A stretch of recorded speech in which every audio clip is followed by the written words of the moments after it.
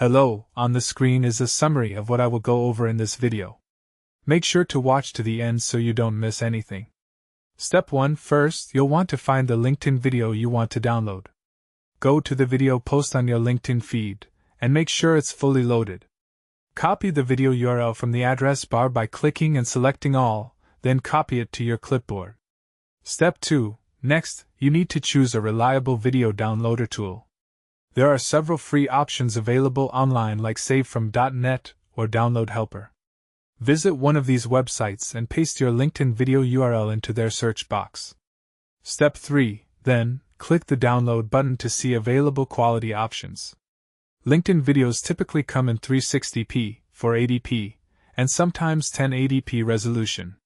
Select the quality you prefer based on how much storage space you need. Step 4. After you select your preferred quality, the download will begin automatically. Your browser might prompt you to choose a location to save the file. Select a folder on your computer where you want to keep the video.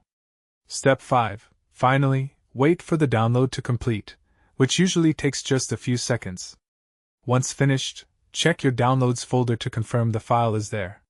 You can now watch your LinkedIn video anytime, whether offline or on other platforms. That's it, you're all set.